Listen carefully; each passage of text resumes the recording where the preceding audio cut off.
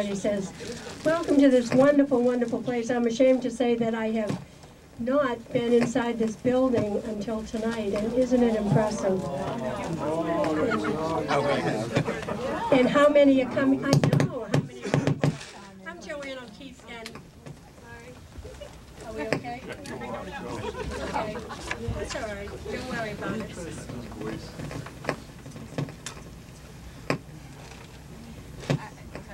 Is it?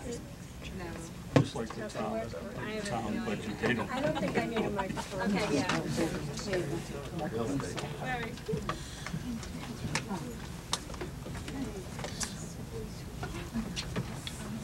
This seat's over here. Come on in. Thanks very much. But anyway, as I was saying, I'm ashamed I haven't been inside this building, and thanks to Kate in the chamber, she scheduled a meeting to be here, and for those of us that haven't been here before, it really is, to me, a surprise and someplace that I'm going to come back to. I'm Joanne O'Keefe, and I have several hats.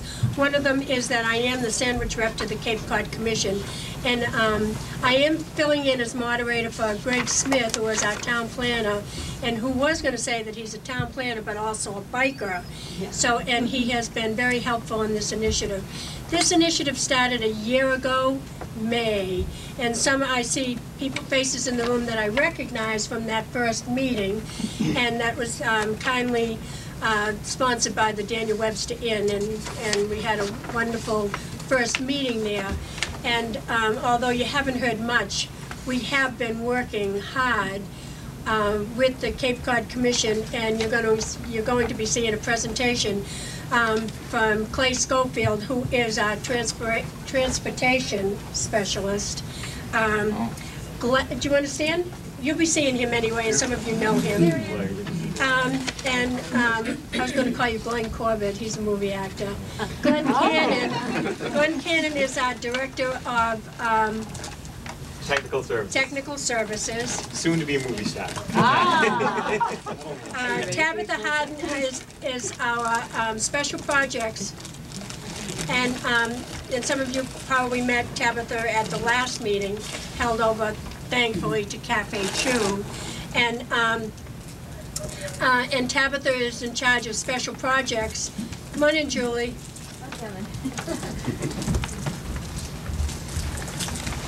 And we're going to introduce Julie as well. And we are very lucky to have Tabitha from the Cape Cod Commission that is working on the special projects. I want to introduce some others before we get into the presentation. And a year ago, when Kate was there, some of the rest of us that were in the room, it started as a subcommittee out of the EDC. It was taken out of that committee, and since that time, as I say, with the Cape Cod Commission, with the regional plan, and very quickly, and some of you are going to be surprised at how quickly I can not talk. But what had happened is we looked at the local concerns for safety, not to have Sandwich as the town to be left out for the regional plan, and that there is a regional plan that Tom Cahere from the CCRTA, which is the Cape Cod Regional Transit Authority. Regional Transit Authority. Julie is here, and she has been active, and so I'm going to, Randy Hunt is here, so I wanted him to just to let the folks know, because this is being videoed, that who is here and who is helpful. So I'm going to ask Randy if he just wanted to come up and say hello. He's just come from I think a lobster fest.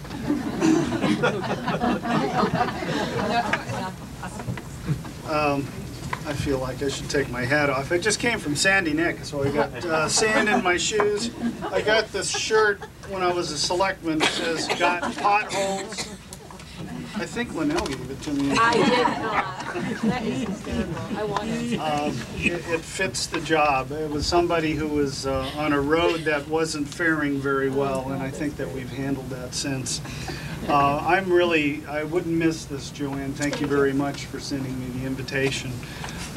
This is, it may seem small to some people when they read about the connectivity for the bicycle trails. It's not. It's really, really important, especially for the businesses that are in the village area and over in Merchant Square. And hopefully we can expand on even what we have here at some point. A lot of people know that I'm petitioning the Department of Transportation to work on sidewalks along Quaker Meeting House Road from 6A all the way out to 130, which actually could someday be part of this network. And so this work is really important. It's great for business development. And just one more thing that would make it such a great place to come. We already have so many wonderful things, including this place, Joanne. I always take my grandkids here, and we'll do that over the next couple of days. They love the boat, the tugboat out there. So I just wanted to say I'm happy to be here. I'm here to learn and listen like many others here. And thank you very much for spending your time, all of the Cape Cod Commission people for being here, and everybody else to make this a great presentation. Thank you very much. Thank you. And he says he's got lobsters out back. Linnell Grunman is here from the Board of Selectmen, and she has been attending most of the meetings and has been a supporter from the very beginning. So I just wanted to introduce Linnell Grunman, Board of Selectmen. Thank you, Joanne. Oh, you're welcome, Linnell. We've got 2 selectmen out of town, so I'm kind of the only one here. I think we would have had more selectmen here, but it's summer. And I thank you. This is a big crowd, much bigger than our last crowd. This is a very exciting project, and at this stage, it's a a potential project. And I can't think of a better project for us to get involved in terms of the planning stages. It's consistent with our local comprehensive plan. It's consistent with long-range plans that the selectmen have. And thank you to the Chamber. It is because of their efforts in going after a grant that this happened. And thank you to the Cape Cod Commission for, in lieu of the Chamber getting a financial grant, gave us all this great work. Thank you very much, because they did this work as a show of support for the project and the concept, and that's work we could never have gotten done without the Chamber's help. So thank you to the Chamber for initiating the project, to Joanne for her faithful service, for all of you for being here. It's very exciting, so I hope it all works out. Thanks. Thank you, Linnell. And Greg Smith would have been here talking a little bit more about the regional policy plan and some of the work, but he still may be here before the night is through, so I will save his comments. I would like to acknowledge how much help Kate has been. Kate did secure this, suggested and secured and worked to get this as a site, and I'm impressed with that. But one of the reasons that we are here and we've gotten some work done is Kate also helped when Tabitha, Julie Quintero from the CCRTA, and Lee and some of the others, that we did a traffic count on the canal. And at that time, it was the hottest day of the year last July, from 7 a.m. to 7 p.m. And the volunteers did 1 hour shifts, but they stayed for 2 and 3 hours. Coca-Cola gave us some water and an umbrella. And we sat over by the gazebo and we did a count. It was amazing how many children with their parents were riding bikes on the canal without helmets. I'll tell you, that was interesting.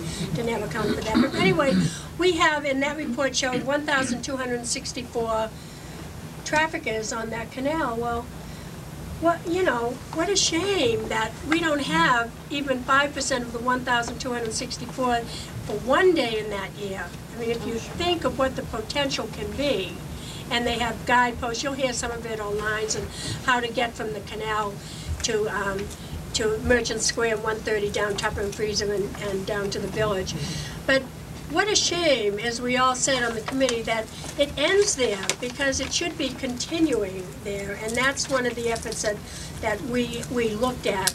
And also, if you look at the marketing that would go on for the canal, and if you boosted that to 2,164, and then just realize that 5% or 10% or 15%, if you begin to do the numbers, John Fitch is good at numbers. If you begin to do the numbers, then how many sandwiches, how many photographs, how many other things, and how long would that summer season go for bikers all the way from the canal to Sandwich, you know, and that would be in the months of April, May, and June, and then take the tail end of September and October.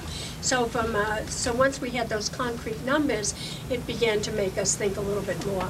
And just, Dr. Gross is here, and I'm going to introduce him as well. But we're not talking about specifically bike paths, talking about bikeways. Dr. Gross and his committee in Falmouth is responsible for the Shining Seas. And some of you that have biked it, the Shining Seas over in Falmouth to Woods Hole, you know the tremendous amount of work. And just as long as I have you here, and I promise not to talk much longer, is that Dr. Gross is because of that Shining Sea, what they've been able to, what they're accomplishing is that they fit the criteria of making a bicycle-friendly community nationwide, worldwide. And just think, if we all 15 towns on Cape Cod, which is what the Cape Cod Commission has been working on, and you'll hear some of that, just think what could happen if the entire region of Cape Cod, that we all work together as a cohesive effort, that we became a bicycle, regional-friendly bicycle community. It could make a lot of difference. So with that, I want to introduce Kate Babelock from the Chamber, and with a lot of thanks. And she deserves a hand for putting this together. Thank you. The reason the Sandwich Chamber has supported this project and really tried to nudge it along over the last, it's actually been longer than a year, that we've been working on it with the town planner, is because obviously we think that there's an economic benefit to it for the businesses at the marina area, the Merchant Square area, and the village area. And a lot of this came up in the local comprehensive plan when we heard anecdotal stories from folks about how traffic moves around in that area and how it doesn't work so well. We heard from families about not being able to go by stroller, take the little kids down by stroller to one of our 2 public playgrounds in Sandwich down by the marina. So we heard loud and clear that the neighborhoods around these areas were kind of cut off from each other. We also heard from the business owners. One of my favorite stories was the chef at the Aqua Grill. There's a lot of people that stroll down from the village that are staying at the Daniel Webster, and they'll have dinner at the Aqua Grill, and the chef has to give them a ride home because it's dark and they can't find their way back. And so we kept hearing these stories about how these areas were so disconnected, and it's not just disconnected by path, it's also a visual disconnect. Which we hope to fix in this process, because once the pathway's in, then there will also be some kind of signage and kiosks or banners or other things to let people know that there is something really wonderful down this way towards our waterfront area. So I've been able to speak on behalf of the businesses for this project, but we really need to open it up tonight to the whole community so that the families and the bikers and everyone can start to talk about this recreationally, what we want as a community. So thank you so much for coming tonight. Thank you, Kate. Julie, can I put you on the spot and ask if you wanted to come up now? I would like people to see how much work has been being done behind the scenes since. And again, Tom Cahere has been extremely helpful. Sure. And she was out there for 3 hours on the hot sun. So I'm pregnant and my memory is going.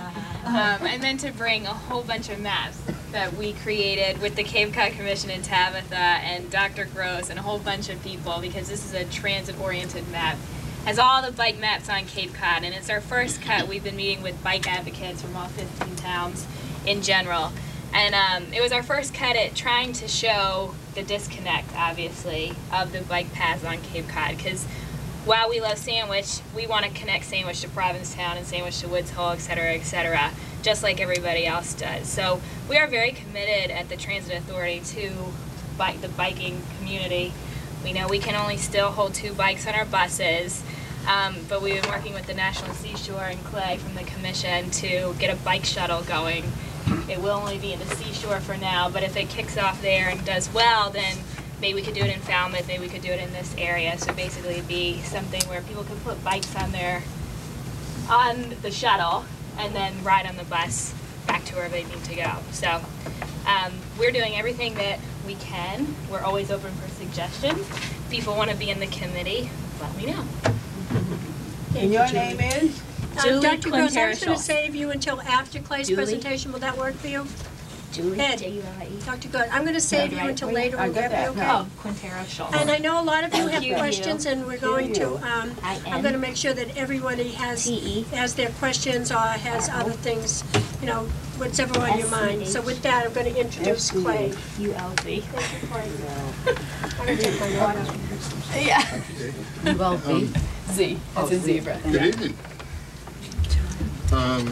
This has been an interesting project for me. I'm going to give you a little history, and I'll talk about me for a minute. I used to ride bikes. I used to be an avid rider. Then I got married and got fat and old. And I've made promises to Dr. Gross. I've actually dug my bicycle out of the shed. I took it to the bike zone. It's all tuned up and ready to go. So now I have no excuses. But anyway, start from the beginning. We started planning in Sandwich, and we're looking at bringing all the riders that come through the Canal path. And as Joanne said, there's a lot of them, close to 1,000 on a hot, nice day.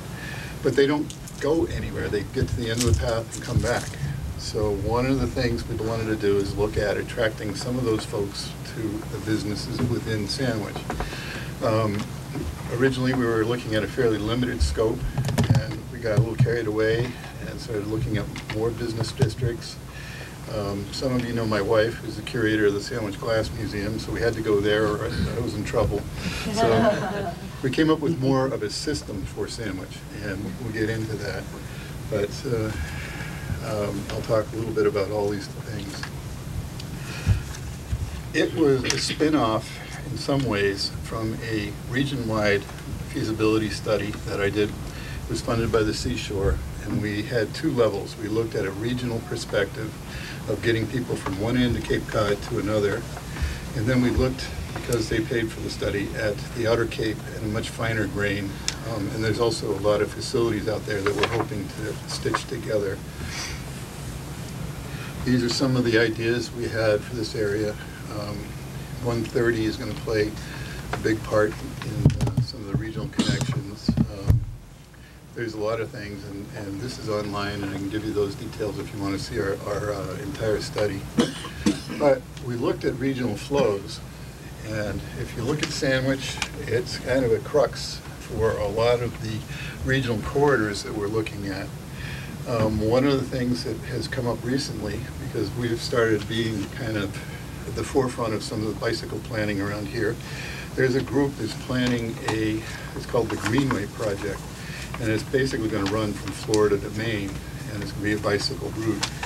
So last week they approached me and said, well, we'd like to have a spur on Cape Cod so people could go from one end of the Cape Cod and then take a ferry up to Boston, and that would be an alternate route.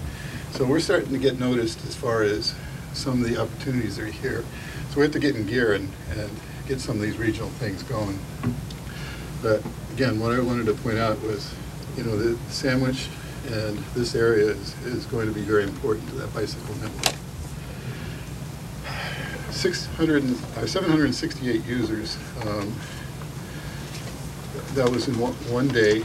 I think there were some others that must have gotten away because Joanne said something about 1,000. But that's a lot of people. And again, they're turning around 1,200 feet from some significant business areas in Sandwich. So the question was, how do we get them to some of the attractions in the village? Some economic benefits, again, outdoor recreation's become very important as part of some of the presidential programs. Livable communities are getting to be a popular term right now. We're going to start looking at some grant money. There's a $100 million grant program that was just announced for livable communities and looking at things like this. Parks, plazas, and these trails kind of knit the communities together, make it a much better place to live. There's a whole bunch of reasons for bikeways. One of the economics, these are some studies that were done. York, Pennsylvania I'll just go through some of the high points. 60% of riders spent over $6 on food per visit. Okay, New York, 73%, it's $30 or less per visit, and they frequently spend money. So a lot of these cyclists and walkers are willing to support business. So what did we look at? We started looking at what was out there. Looked at where there were sidewalks. We looked at how the roadway widths, and we started looking at some of the alternatives. Some worked, some didn't. One of the things we were looking at too was connecting these neighborhoods, and found that there's some pretty steep hills out there, so it might not be a good idea. And the local knowledge, people would know how to get around. This is kind of the framework that we came up with. Again, coming from the end of the canal path, down Freezer Road, crossing the railroad, crossing Tupper Road, and coming to Market Square. That was our initial mission. While we were looking around, we looked at this alignment, the green alignment. I'll have cross sections for this, but there's an awful lot of space between Tupper Road and the railroad. So we were thinking we could have a separate path, off-road path that would take you all the way down to 6A and that business community. We've looked at the width of 6A here, and I'll get into more detail. I'm an engineer, I can't help myself. And by narrowing the travel lanes, we could easily accommodate bicycle lanes to bring you down to Russell Corner. Going to the left, you get out to the boardwalk. Going to the right, you've got the Jarvis Street area. Then again, you can come down to the spring, stop at the Glass Museum, and go back. We thought this is a neat little system that ties a lot of the historic and business districts together. I'll go through each of the concepts. Again, Freezer Road, very wide. It's Army Corps, we've been talking to them. It's a good opportunity because the marina has an idea about improving their parking, so they're willing to help with bike path. We've had meetings with the Army Corps and discussed it. It's within their mission as far as recreation. It's an exciting idea. We're looking at the Morant plant. We'd run right along the fence or in there until we got to Freezer Road at the railroad crossing. Railroad crossing is going to be a problem, and we've been talking to the railroad. We're going to have to widen that crossing a little bit. It's just wide enough for the cars, so we've got a plan for that. Getting ahead of myself. What we want to do is create a specialized crossing here, so people go from this side of the road to that side of the road. That's for a bunch of reasons. Safety is one, because it makes people kind of stop and look before they cross the railroad track. The other is, this portion of Freezer Road is way over to one side of the available right-of-way, so that there's a strip of town-owned land on here. There's also a guy who's going to have an ice cream shop there who I think would love to have the bicycle traffic. So we're looking at that. Okay, that would bring us out to, again, I'm getting ahead of myself. That would bring us out to the corner of Tupper and Freezer. Now this whole area here where that sign is also owned by the town. And we see that as an opportunity to put a kiosk, an informational kiosk, so people can get an idea where they are and what's around them. We're also talking about one here at the very end, basically say sandwich that way. And we've talked to the Army Corps. They're willing to let us replace the existing sign with one that's got a little more information. They're not going to let us put Cafe Chew, but they're going to let us put a little knife and fork symbol and things like that. Larry Davis has talked to me about this. He claims that that'll be no problem, but I got a funny feeling we're going to have to sneak in the middle of the night and change it. But anyway,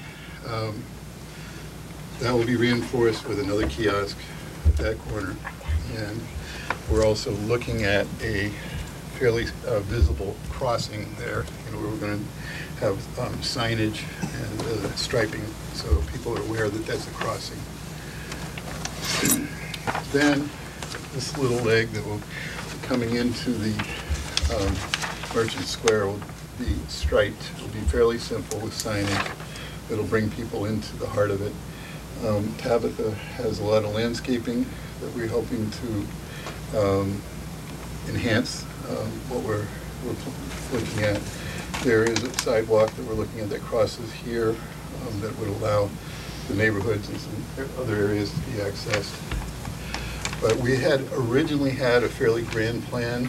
Actually, it was a beautiful plan, and Tabitha's the creative person here. And we were asked by the merchants to start slow, and we feel this is a good step.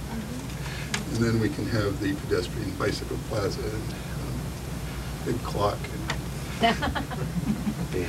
Okay, next. This is Tupper Road. This is the area I was talking about for the bicycles between Tupper and the train. See, this is the existing condition. You've got a 5-foot sidewalk on each side, and you get about almost 40 feet to the trains. We've talked a little bit with the railroad. First they said no problem, and then they started saying, well, let's talk. So for this discussion, and for now, we're pretty much keeping the alignment as far away from the train as possible. So there's a 20-foot gap, and we're putting a chain link fence up. This is done, there's actually a FRA manual on this, so this is done in parts of the country, and it's not unusual. And I think with the low-speed trains here, the safety problems are an issue, aren't as big of an issue as other places. Tupper Road South. This also is very promising. We would be looking at a slight shift in the road. Right now, there's about 6 feet on either side. And what we're looking at is shifting the road 4 feet to create a 10-foot path. Again, very doable given some of the other rights-of-way and restrictions you have in Sandwich. Clay, would that particular plan call for sharing that with walkers? Yeah, this would be a multi-use path. And again, it's bicycles and pedestrians. And that's pretty much the standard, is a 10-foot strip that would accommodate both. Between the sidewalk and the railroad track, it drops down about 3 feet. Right. No, there's grading and things that have to be done, and one of the things that'll probably have to be done is some sort of drainage put underneath the path. Okay, now Main Street and Jarvis. That's a tough one. Fortunately, road speeds are slow, and we're probably just going to have a share the road option that, you know, bicyclists will have to share the road with the cars. You know, we talked about making it one way, creating space. We talked about getting rid of on-street parking. None of those ideas are acceptable. So I think our only option there is share the road. There's sidewalks for the pedestrians, so there's accommodations already. It's just very narrow and very busy at times. 6A, again, you know, when you drive down that road, it's a highway engineer gone mad. You know, just this huge lanes, and we thought, what an opportunity. So you have 16.5-foot lanes, you've got a 4-foot shoulder and a 5-foot sidewalk. That's a 51-foot swath. Now compared to other parts of 6A, that's crazy. 12 feet is a standard lane. So by narrowing down the road to 12 feet, we can provide a 4.5-foot bicycle-only path and maintain the pedestrian sidewalks in that corridor. Again, that's restriping, a good opportunity to create something. Okay, the question obviously is, how do we pay for this? There are a bunch of programs that are used traditionally. One is called Congestion Management Air Quality Funds. The Shining Sea was paid for by that. bunch of other projects have been paid for with those funds. Recently, I submitted the section between Canal to Tupper Road as a congestion management and air quality project, and it went to a statewide committee. And what they do is they review it and say, is it eligible? And unanimously, we were eligible. So my idea is to look at that. What we can do is the section the marina wants to build for us will be a state match, because we have to provide 20% of the funds. So then it's paid for if we get selected for that money. The money is allocated regionally, so there's a certain amount that's given to the region, and it's decided through the planning process how that's spent. It has been by far and away spent on bicycle projects, so I think we have a good shot. The community systems and preservation, that's been used a lot on the Cape for bicycles and pedestrian facilities. Transportation enhancements programs, Julie's the queen of that, and some of that that's what paid for the bike map that was produced. Community preservation funds, and I mentioned earlier a Sustainable Communities Fund that is becoming available shortly. We're going to be looking at options for that. We may not be ready for that funding, but it's going to be an annual program, another option. One of the things I was looking at was, what does this mean? So I looked at Merchant Square. So we take 50% of the traffic, decides that they want an ice cream cone, and we're going to go the extra 1,200 feet to from the end of the bike path. They spent $5. That would be $2,000 a day, or $134,000 in the summer. That's not a bad thing. You know, that's a fair amount of money. And if they went further, went down to some of the restaurants in town and things like that, came up here, I mean, they'd be spending a lot more. Anyway, that I wanted to use that to put it in perspective of how just that first phase that I talked about that we might get funded to Tupper Road could benefit Sandwich. We were asked to look at baby steps at the last meeting, things that were implementable fairly quickly. First one I think that we want to look at is updating the kiosk that's at the end of the canal path, again directing people to some of the areas that we want to get them to. That's going to cost very little money and probably have a fairly good bang for the buck. Again, signing and striping on Fraser Road to reinforce that, not much money. I mentioned the kiosk and an improved crosswalk at Tupper Road, give people a feeling of safety and also tell them, reassure them they're going the right direction and where else they can go. The bike lanes in Merchant Square, striping those, that will be a low-cost, easily implementable option. Share the road signs are coming up more and more. You see them on 6A a lot, and those are the bicycles and cars on the sign. Put some more of the signing up like that. Advance notice of the crosswalks, make sure those signs are all in place so that crossings become more safe. And again, the road restriping Route 6A, another inexpensive fix. My estimate for that was about $15,000 for the stretch. That's not much money to create a fairly good conduit. Anyway, those are some of the baby steps we've come up with. What I'd like to do is hear from you. You know, what I like to hear is, what a great plan. But we have two things we'd like to do. One, hear concerns, suggestions, other areas you think we need to look at. We have a map here, so if you have an idea, I'd like to hear it from you, but if you get a chance, write it on the map so we can bring in that as a document to look at back at the ranch. Anyway, what do you think?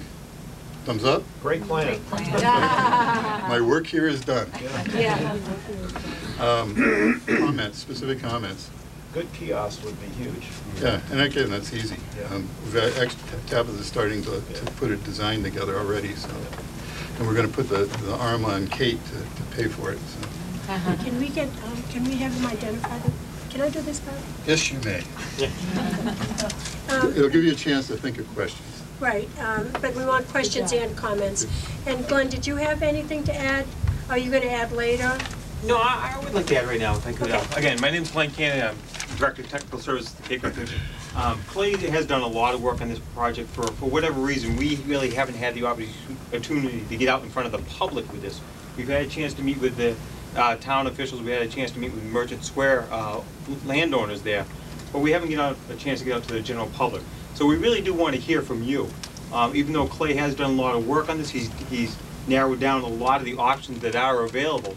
If you have ideas, we want to hear them. We want to incorporate them into the plan now. It's always better to hear them at the beginning than later on if somebody has an idea. So if you have any comments or suggestions for them, please feel free to speak up tonight. And to add one comment to what Glenn is saying, because it was asked me and I explained it at the last meeting, is that the Cape Cod Commission works for all of the 15 communities on Cape Cod. Paul Nizwicki, who is the executive director, the ongoing work is not taking money from grant money. They're not being taken away from other projects. There's, from the very beginning, from the first time I met Dr. Gross and the second meeting when Greg Smith came so that we could identify. The National Seashore's got a $25,000 grant, and Clay was the moderator for that event that we had at the Transportation Center. And what they had asked was they wanted Sandwich to identify where the unsafe areas were. And we said, well, most of the street, Greg Smith and I both said, most of the streets in Sandwich are not safe to ride your bikes on. You can't ride to school, you can't ride to the beach. So with that, the ongoing work is just part and parcel of what the Cape Cod Commission does in their work for you. So I just wanted, Dr. Gross. And the camera's there, we don't have a microphone, but I think that they'll be able to pick up your questions. So if you could just identify yourself for the camera so that the viewing audience will sort of have, know what happened in this room tonight. Okay, I'm Ed Gross. In real life, I'm a pediatrician, which is the reason for all that doctor stuff. But actually, before and after, a bicycle advocate and one of the founders of Mass Bike. It's wonderful to be here and see how far you've gone and how fast. And it really is a marvelous piece of work on your part, Clay, and Glenn and the rest, and Tabitha, and everybody else that's involved in producing it. I have some specific things, issues with it that I will raise later with you, particularly the idea of a 10-foot wide multi-use path right next to a road, which I think could be a problem unless you figure out some way to buffer it. And the use of sidewalks in the business district, which is illegal in Massachusetts unless you get a specific exemption from the town. No doubt you could get, but I don't know if it's such a great idea, particularly if you want people to walk on those sidewalks. But you have to think about that. But getting people into town on bikes would be wonderful for everybody. You have a beautiful town. You have wonderful businesses. I love to shop in Sandwich. I'm chairman of the Falmouth Bikeways Committee.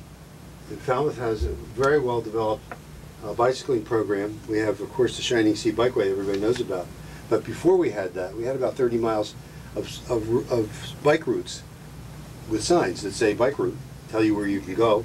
We have maps to show people how to get there or what the bike routes are. And we'll take your business if you don't want to get it in a Sandwich. But we face the same thing in that our bikeway goes about a mile from the middle of town, and people don't know how to get from one place to the other. We just stuck some signs in to help them. But the Shining Sea Bikeway doesn't connect directly to the center of Falmouth. And people have gotten lost trying to get from one to the other on a regular basis. It's really quite interesting. And this is why we have to get away from thinking rigidly of bicycling as recreational. Bikes are the exquisite form of personal transportation ever developed. No fuel costs, and easy to park, and take you where you want to go, and they're fun too. And then you can take it out and use it recreationally, and have fun besides, but pure fun. So those are the kinds of things I could beat your ears about for hours. Mm-hmm. I would like to publicly say, though, you did put me on the idea of a kiosk very early in this game. Oh. So I fought all the way through to ensure for that kiosk, which was... Get a strong one. A group in Falmouth called Friends of Falmouth Bikeways, which grew up after the Shining Sea extension was built, is putting up a very interesting kiosk arrangement. It's sort of like one of those information stations that you see at roadside rest areas. So it's multiple boards and a roof. Think about whether you could get that. Can you get us one free? Get you one free. You know, you probably could. You probably could. It's not that hard. It's amazing what you can do for nothing if you work at it. So Anyway, Dr. Gross will keep be it here to answer any questions. So first hand I see is the one I'm going to, go ahead, Bob. Hi, I'm Bob King from Merchant Square. First, I want to thank you for... Go that way. Hello. First, I want to thank you for thinking of Merchant Square. We're oftentimes left out of the equation, and I've only been doing business there for a couple of years, but I know there's a real sentiment there that Merchant Square kind of gets forgotten about in favor of the village, so it's nice that we're recognized that way. I just wanted to actually clarify something a little bit. Clay had mentioned our list of baby steps. It's not so much that we want baby steps. We would love to see all of this done, but the reality of it is that it's going to take many years and a lot of money. So our thinking was, in the baby step list, was to say, rather than, because you can't do everything, don't get bogged down in doing nothing. Right. So the baby step stuff is sort of what we see as those simple, easy, inexpensive, low-tech things that could really be done now without having to wait to till the whole enchilada is ready to go.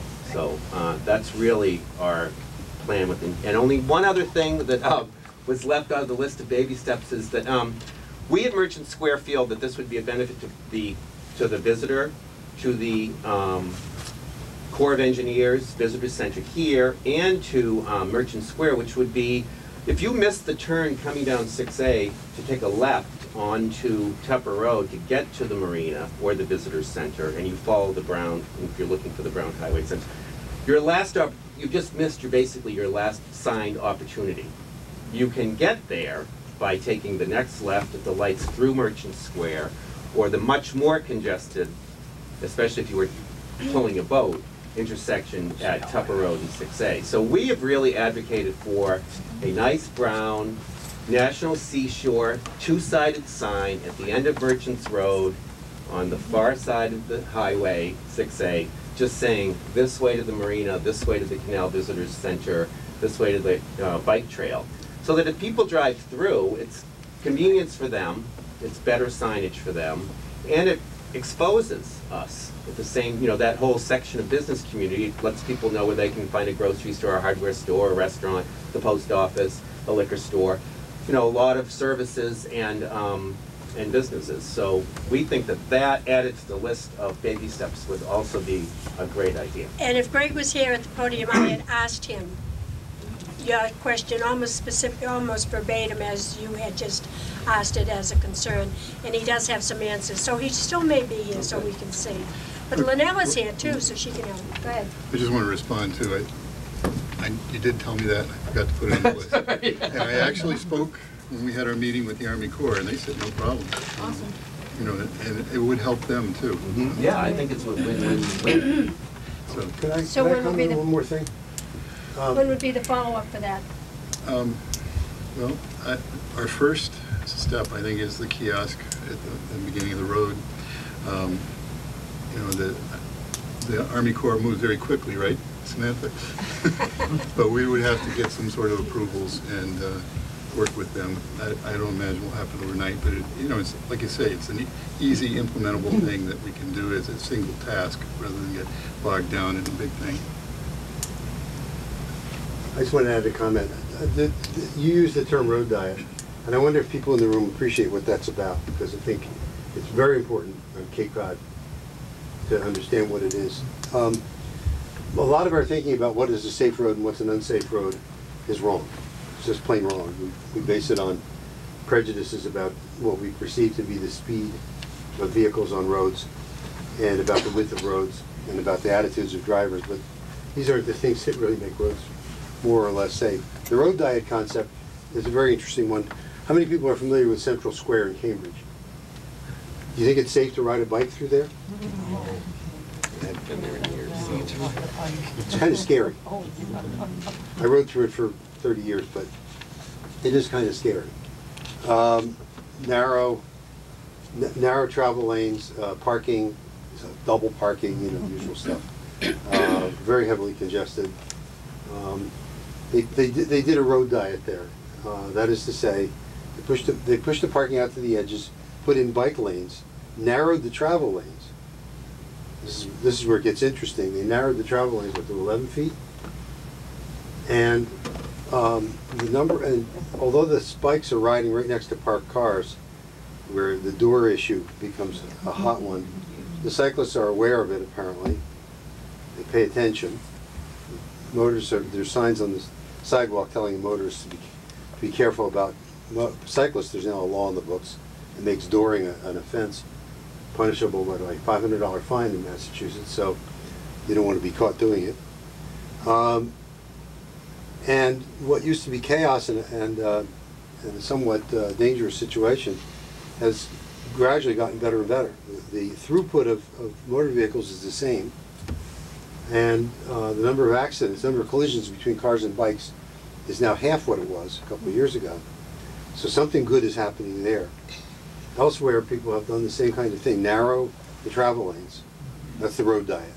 And take a chunk for those of us who don't drive motor vehicles on that road and say, you know, we're entitled to use it too. That's another one of those wonderful misconceptions. Motorists don't pay for the roads. Motorists think they pay for the roads because you pay taxes on gasoline, but the gas tax pays for less than half of the cost of the highways in the United States. And the rest of it's made up out of general revenue, so us cyclists who are supporting a big industry and paying for bikes and paying our own taxes support it just as much as anybody else. And we're entitled to use the roads. So take that attitude. Where's our piece of the highway? We bought it. We should get it too. Once you start looking into bikes, it's just a whole. It you know, goes on for public safety. There's been a change in the 2 years ago in the registry of motor vehicles, and that's some of the things that we have discussed. So, we're here for comments. We want to hear what you have to say. So, can I have your first name? My name's Pat. Yeah. Hi, Pat. How are you? Go ahead.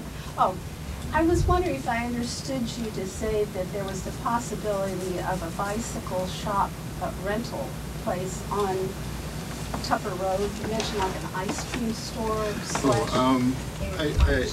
on Freezer Road, the dive shop, I guess they're going to turn that into an ice cream store.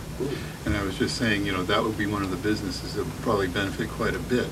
Well, I was going to say that it would be good, I think, to think in reverse of what we've been saying of people who arrive on bicycle and want to get into town. You might also think of all the people who come into town who don't have a bicycle.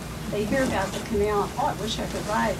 But the only bike rental I've noticed was on 6A, and I've often wondered how people safely get from that place over to the canal. And I thought, we ride the Shining Sea Path a lot, and we were very happy to see at the north end they recently moved a bike zone shop there, which is so handy to rent bicycles and get right on the path. And I think if you could encourage someone to do that, you would hit the people who come here without bikes, who would enjoy. Well, you make a very good point, is that we have a beautiful area. We are the gateway to Cape Cod. Yet it's so, I don't want to say undervalued, underused, that there is anything that could be possible. These are, you know, like the first steps. I mean, what comes after? I mean, you have to begin somewhere, and that's where, you know, you have to have a safe road first. Oh, sure. And so I think that was mentioned very often, that this is an area, a beautiful area, what are we going to do with it? And like I had said earlier, is that it just seems to stop there. People put their bicycles back on their cars, and they go where, you know?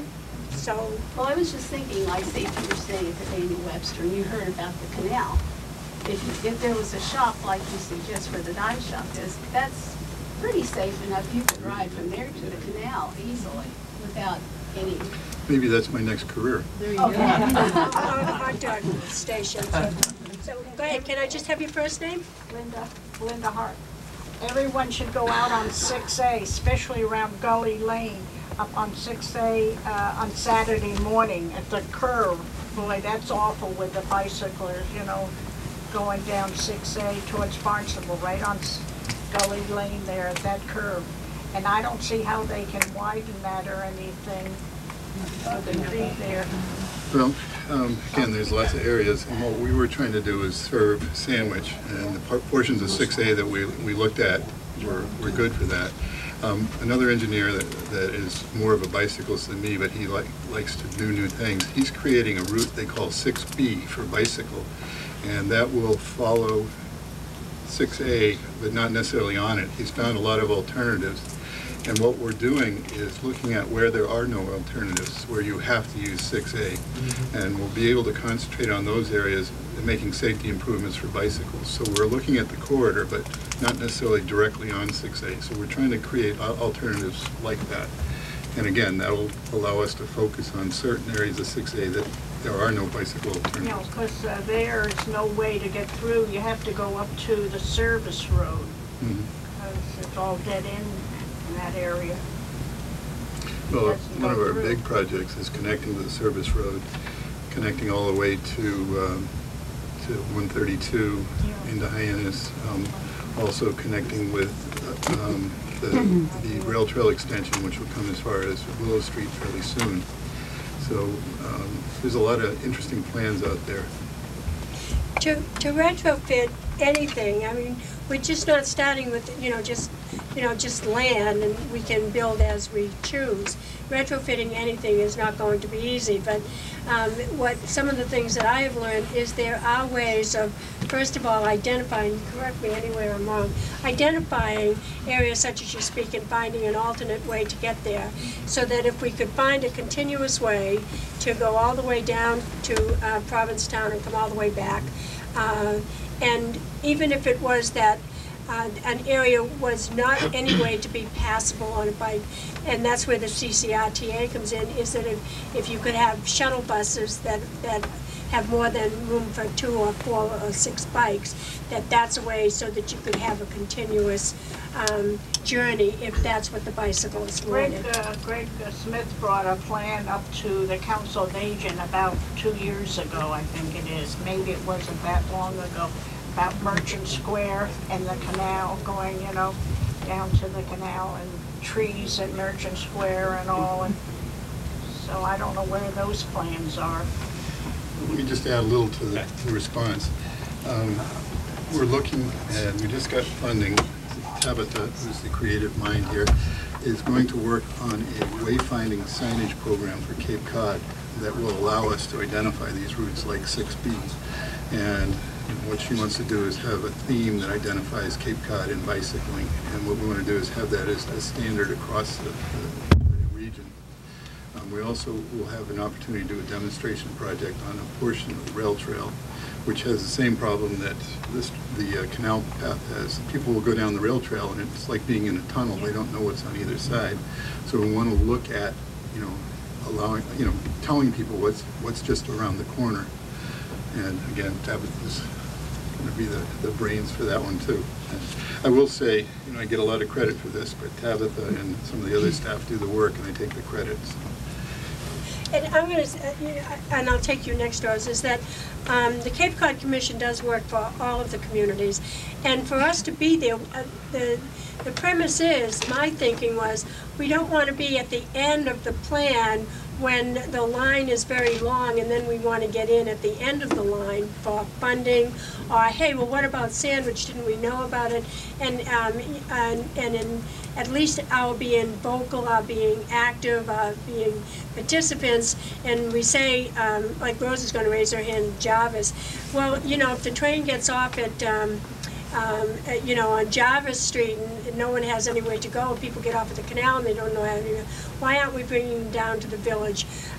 Dr. Gross is right. We do have, we are very lucky to live in a wonderful, wonderful town. And a little bit more tourism isn't going to hurt us. Go ahead, Rose. You want? Can you come just in front of that so we can just hear you on camera? Oh, boy. Hi, Andrew. Anyway. Thank you. Can you see me? Rose Preventer, I own Splash Stationers at 18 Jarvis Street. I came here hoping that I would hear whatever improvements were going to come into the Jarvis Street area or onto the Main Street area. So I challenge you to think about Jarvis Street again and even Main Street.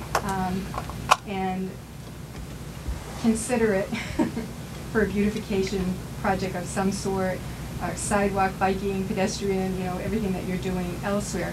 In the meantime, so I have two things actually. In the meantime, it would be nice to see a kiosk actually at the corner of Jarvis and 6A. There's lots of area right there.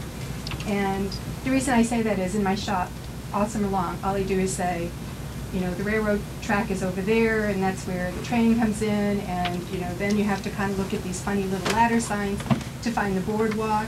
So I'm always directing people to where the boardwalk is, so they don't know those other areas. And as a concept, it would be rather interesting to take, you know, from Jarvis to the boardwalk, take the parking lot down the other side of the boardwalk and hook up onto the canal that way. And that's what I see just conversationally and anecdotally what people are trying to do. So I state that. There are a lot of trees on Jarvis Street, there are a lot of trees on Main Street. Some are beloved trees, some look like beloved trees and are not beloved trees. So to really look at what's there, what can come down, what can be redone, and I think there's more area on Jarvis Street than people think there is. And just one plug for my neighbor who does rent bicycles right next door to me, Echo Tours, and they also rent kayaks, so it's right there on Jarvis Street. Let me ask you a question. Again, we looked at a whole bunch of things that really didn't set well with the businesses. What if we removed one side of the street, on-street parking, left one side on, and then provided a parking lot? A parking lot? That would take up that lost parking space. Parking space.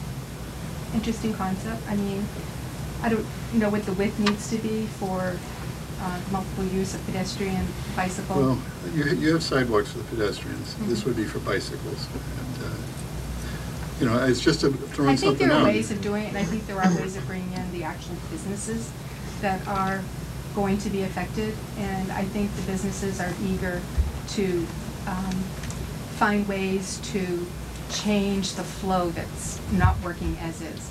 Whether it's one way, whether it's parking someplace, whether it's sidewalk one side. I'm not sure we actually brought the Jarvis Street businesses together to discuss. Well, that's what I was going to say. Maybe one of the things we need to do is sit down with the Jarvis Street businesses. I imagine you want to wait till As I said, don't give up on us. No, I've been scratching my head over that little piece since the beginning. Because what you see with Jarvis Street is there's a residential side and there's a retail side, commercial side, whatever bed and breakfast side. So there are, the traffic flow is more on one side than the other as far as trying to access going in and out of built businesses. And I was going to ask you, Glenn, could that be seasonal? You want to answer a question? Sure, I'm going to answer a question because I'm Clay's boss, so Clay will meet with you as soon as Kate sets it up. How's that? We'll get more focus at Jarvis Street. I'll guarantee you that right now. We don't have an answer for Jarvis Street. It has been a challenge for us, but we are willing to take another look at it. And we probably do need to have a meeting down at Jarvis Street to talk to that. You know, we went into Merchant Square specifically to talk to the merchants in Merchant Square, and we're interested in talking to Jarvis Street. I'm not a big fan of the seasonal change in travel patterns because I think, you know, sometimes people focus too much on the visitors. I think, you know, we want this for the year-round residents also. I think somebody made a very important point. Not only are we trying to bring the visitors to Sandwich Center, we want people from Sandwich Center to be able to get to the canal. We want the year-round residents of Sandwich to be able to utilize, you know, services that are available to them in close proximity. You know, and we want to make that safe route for them. So, just to get to your point again, we will be meeting. Happy to gather it, take it to Beth's.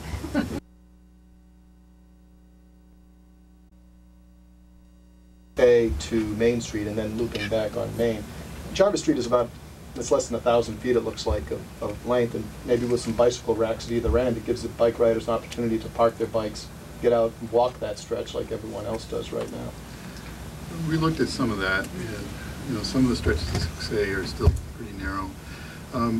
What attracted me is the character of Jarvis Street, and I think it would add quite a bit to the scenic, you know, aspect. Historically, that was the center of business for the town. Right. But, you know, we can take another look at some of the other areas. You know, I dismissed it fairly quickly, so if you like, Yeah, I think it deserves it. I think another idea for that, which I think it's been floated in the past, is making Jarvis Street one way with diagonal parking. So you take all the parking, get it on one side of the street, and then you could have room behind, you know, on the other side, maybe for bikes going up Jarvis Street. Yeah, just to address your point of why Jarvis Street was a point of emphasis, I thought this was kind of interesting. We were charged with trying to connect the Cape Cod bike path to downtown Sandwich. So we broke out our maps, and I drew a line from here to here. And Clay Schofield drew a line from here to there. So we had to define where was downtown Sandwich first. And we were caught in that dilemma for a long time. So what we really came to as a final conclusion was to draw in the loop. Now where that loop actually winds up, you know, again, we can talk to that. We'll talk to the residents of Jarvis Street. We'll go back to the town. We'll talk to Kate, we'll talk to Greg Smith about that other connection. But that is really how the focus of Jarvis Street came about. Thanks. That was really just my comment. I had a question regarding the, Clay, actually, Pio. In the early part of your presentation, you spoke to the regional connectivity of this loop to other future corridors that you'd like to develop. And I'm wondering if you could tell us where you see the bike path going from here. well, again, the 6B is something we're looking into as a north. We're also looking at 130 as being a bike corridor, bringing you to Mashpee and then on to Hyannis. Those are two of the regional routes that we've kind of been kicking around. Again, we haven't gotten to the details, but there's a lot of opportunity along parts of 130. Yeah, I agree. 130 is an important corridor. Yeah. And the last comment I have is where 130, particularly exit 2, is another gateway into the village of Sandwich. It seems it would be appropriate, perhaps, that there should be some sort of a parking area there for people that want to park the vehicles, unload the bikes, jump onto the bike path at that point and head to the Canal bike path. It seems like a lot of the planning here has been primarily developing routes to allow people to extend their rides from the canal into the village of Sandwich. I'm thinking in the reverse. Well, and again, that was our task, was serving the village of Sandwich.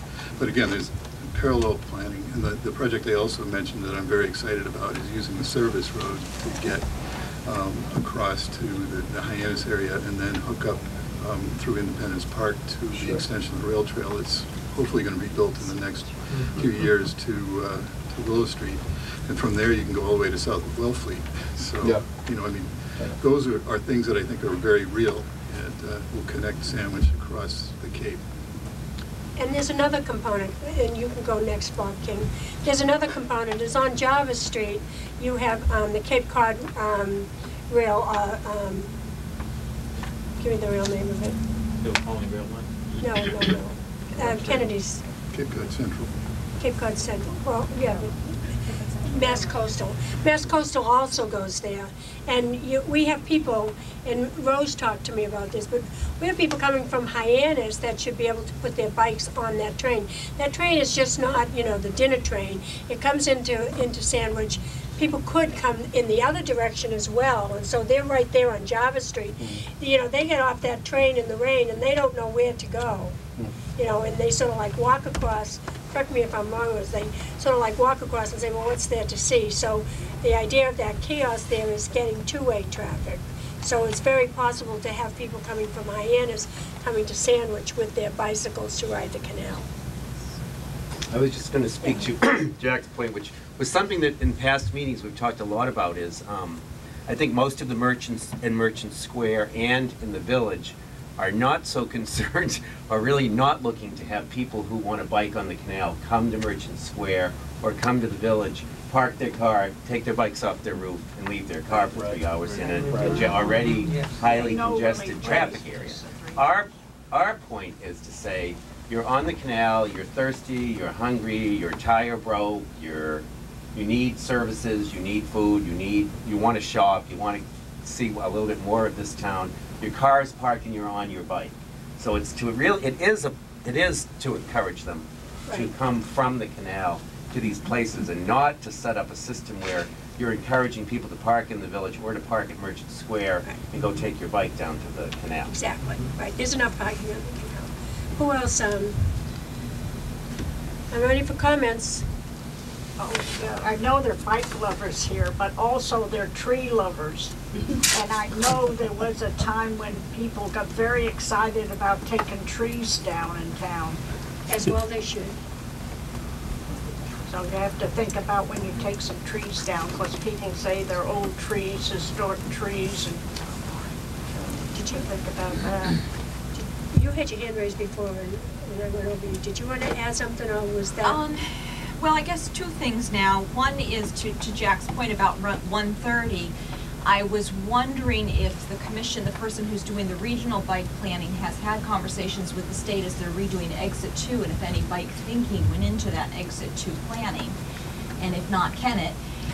And then to the other points about Jarvis Street and the trees and the parking, I know that Greg Smith has made a commitment to look at that region as a whole and to start those, participating in those conversations. And I think that those things I think that can almost run on a parallel track with this, because what we're talking about for that section is so simple, that if we do come up with other parking solutions in the process and other landscaping solutions, that that can all be integrated. Well, the answer to the Exit 2, that's me, and I did mention it early on, and it just wasn't in the cards, so there really is no bicycle accommodation. Fortunately, that section 130 is fairly wide, and I don't think it's going to be a big issue, but we had asked them to consider it, and it just wasn't in the cards. And just say, we also really didn't want to push the issue with the state, because we didn't want to hold up the Exit 2 project. Exactly. And it was more important, we felt at that time, for the Exit 2 project to move forward, because we weren't ready with our plan fleshed out for Route 130 at that time, Kate. Unfortunately, it was an opportunity that we felt that was missed. I want to reiterate that this is just preliminary meetings, that all of this will be, laid out, your comments, how it will work, and all those specifics will be something that is down the road. Right now, it's important that the town of Sandwich is not left out, that the work that's being done says, this is money that's available, do we want to make a grab for it? We fit the criteria, should we move on to it and secure some of those funds coming in for what we think is most needed. And right now, if you have an existing bike path, which is the canal, you're not going to take it over on the Mashpee end of it, because that's, that you'd have to take a shuttle to get over there. How can we move it from the canal down to the next place, which would be Frieza, then Tupper, then the village, correct? Mm-hmm. Go ahead, John Fitch. Thanks. I was at that last meeting where Clay and his associates presented a plan that appeared rather grand. And I'm really very pleased to see the approach you've taken here tonight. We wanted, the original mission here, as I recall it, was to, as Bob said, connect the canal, give the people at the canal some place to extend their ride and get to downtown and Merchant Square. I completely support the grander plan, the idea of looking to a much larger network for roads, but not at the expense of not doing this smaller, you call them baby steps. If that can be done with relatively short money, I should think that if we have to apply for a grant, the argument that says we get a tremendous bang for the buck and extend an existing trail has got to win the money. If whoever's handing this money out can recognize that we can get a long ways for short money, I think it's a winner. To get to Merchant Square and downtown with a couple of kiosks, some signage, and striping would be great. And if you can superimpose on that later a grander plan, great too. But let's not let this opportunity go by. And to be completely accurate, be very, very basic. It's not about applying for grant money. It's do we fit the criteria and on the eligibility for monies that are out there and available, and how do we go after them? You mean it's a two-step process? You got to be eligible first? Some of the funds, yes. Okay. Well, I mean, if the As I money say, that- Clay's talking about is as short as he's talking, we got to be able to be eligible. And that's why I had said that some of that documentation that we had on the research shows that, you know, there was, you know, that there was concrete usage for traffic on that canal, and, you know, that is all incorporated. But, you know, the Cape Cod Commission is just not, you know, for natural resources and DRIs and all that. They also have MPO, which is the transportation. We have a wonderful fellow, and he's not here tonight, which is Paul Tilton, and he takes out specific areas for transportation for the town of Sandwich that are eligible for funds and fit that criteria.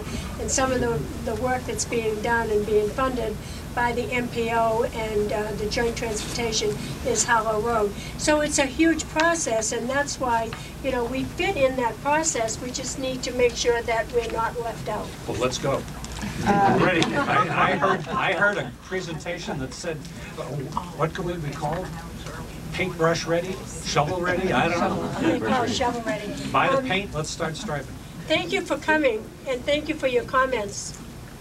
Mrs. Crowell, tell me your first name. Carolyn. Carolyn Crowell. What about the self-installed bikeway, which goes along the service road? I don't know where it goes from there, but you ought to be connecting up and including it in this bikeway. Well, a lot of the salt-installed bikeway goes down 6A. I know it goes on the service road. Right, it goes on the service road. And we're tying into that where we can. It's part of the statewide bike plan, so it is to our advantage to incorporate some of that. Julie's got something to say too. Clay, this is what I need to talk to you about. So let's say between Dr. Gross, Clay, and I, we'll try to figure that out for you. Well, if I can add to it, you know, just so you know, like I say, tonight, and when this is what we've been charged with tonight, but as the Cape Cod Commission, we are looking to extend bike paths from Bourne to Provincetown. So we're looking to across, like say, the Stall Bikeway. That would be a primary route, but we haven't even fleshed out those routes yet. So we need to bring that information back to you.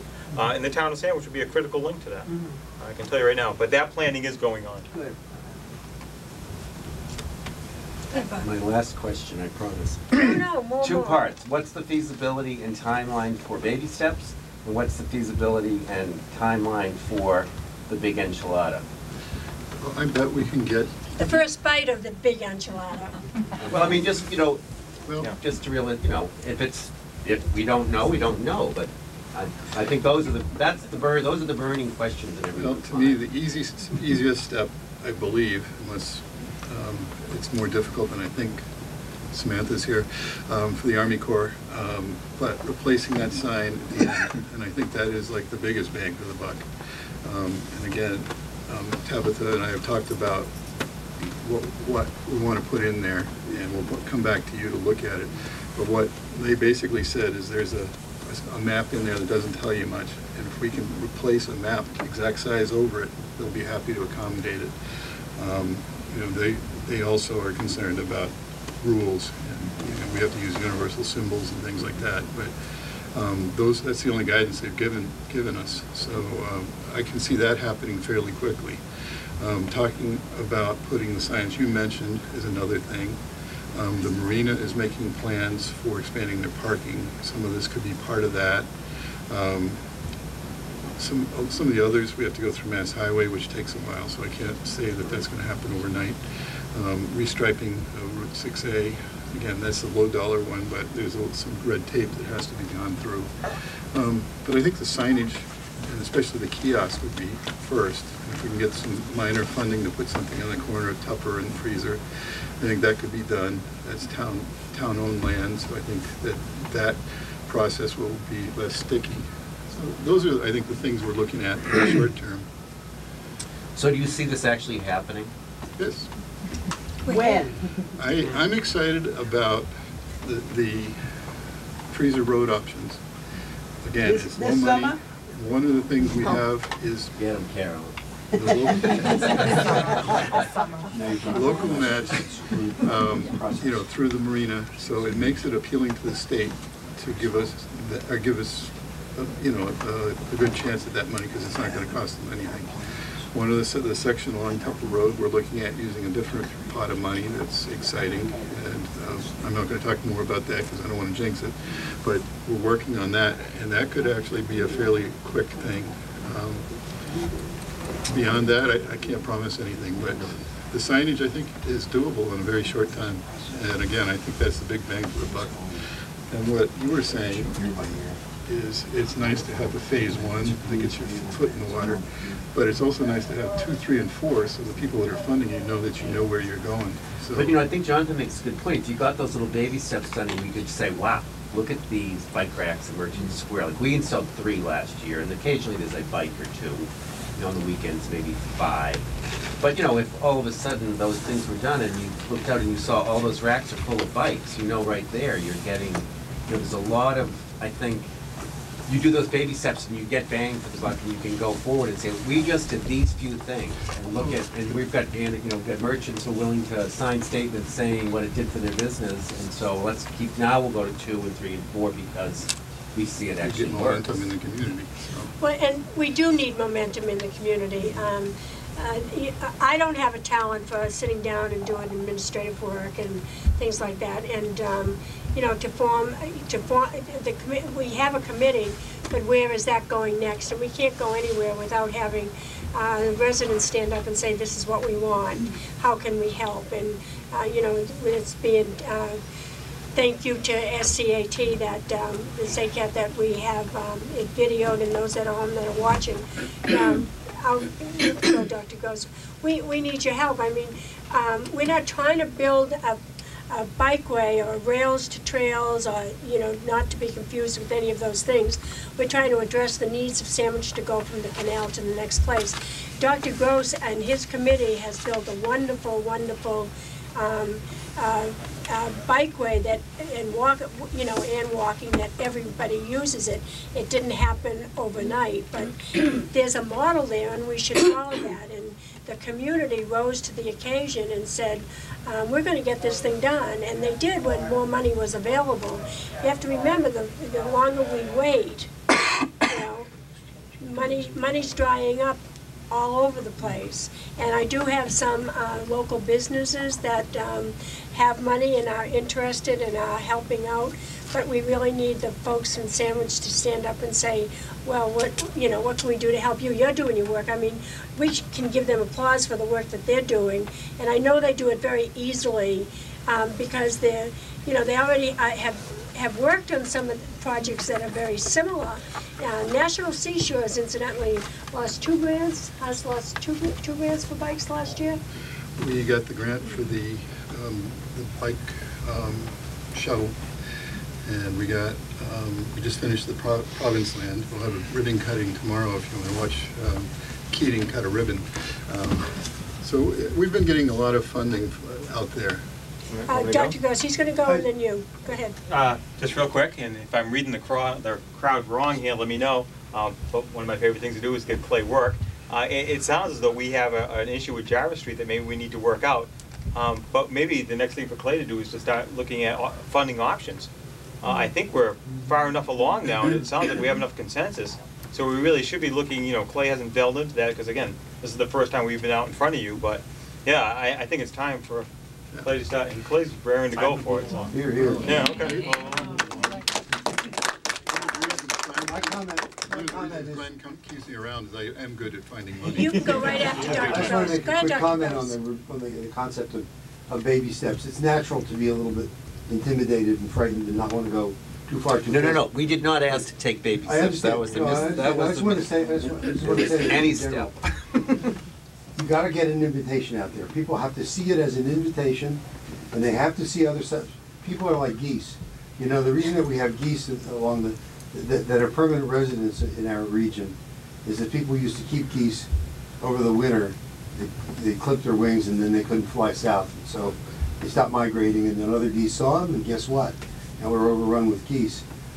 In Falmouth, they can't see the businesses in the center of town right now from the bikeway. But they get the Woods Hole and they see all these businesses in front of them. We can't keep up with the demand for bike parking in Woods Hole now. That's true. We can keep up with it everywhere else, easily. But the Woods Hole Merchants Association, whose president is now just was reelected to the Board of Selectmen in Falmouth, they've come to us repeatedly and said, we need more parking. We only have 50 racks. You need 100, you need 200. I mean, Woods Hole is terrible at parking anyway. And so, I'm going to say one thing and then you go. And just the mere fact, and I'd like to thank our Representative Hunt for being here, because the way that money works is that, you know, you go from the town, you go to the state, they go to the federal government then makes decisions, goes back down through the state, down to the community. I'm going to let you say a few more words if you want before we leave, and then have her. No, I'm good, thank you. You know, I mean, and so, I mean, just his being here to hear your concerns and what can be possible, you know, that's an enormous step, and thank you very much. Do I remember correctly that in a year or two that you're going to have a celebration of so many years of the canal? 2000. Wonder if you could kind of link this impetus to that. Maybe, you know, like they did the Shining Sea Path, I think, in 1976. But I mean, kind of tie that to that project and get some extra. You are right, and you see that Dr. Gross's shirt says Mass Bike. We did not plan, or I didn't plan well enough to participate in Mass Bike, to have some sort of an event. There is, and Julie will tell you too that CCRTA is that there is one bike week where they have various events to highlight Bike Week, and we did not participate. It is my short-term goal to have something for, I wish Lunell was still here because I charge her to do that, to have something from, what is it, April, May? It's in May. It's the middle week of May, although this year one of our primary activities, which is Bike to Work Day. Yeah. I'm leaving shortly because it's tomorrow morning and I got to get up at 5. We've had to put it off twice because of rain. Thank you. It's actually lightning. Not because people won't ride bikes in thunderstorms, but because I can't get volunteers to stand outside and hand them pastries. I got plenty of pastries. I got the bagel bakery, and everybody loves to do this stuff. Well, we live, our main home is in Ohio, and we have wonderful systems of bike trails there. And one of the things that really got a lot of interest, and you can link it to this celebration, you mentioned how so many people ride the bike path without helmets, particularly children. And they were able to get some of your larger companies like Comcast or somebody to actually have free helmets. You know, they had people there who fit the kids, handed them out a helmet, and it's a huge thing to get people involved, and it's a wonderful safety thing for the kids. I mean, this is just an idea. So, has everyone had a chance to say what they want? Because I'm going to have Glenn and Clay make some closing comments. Tabitha, do you want to say something? I saw your head on something, so. Julie might. Julie? No, well, I guess people didn't know, but today was actually Cape Cod Bike to Work Day.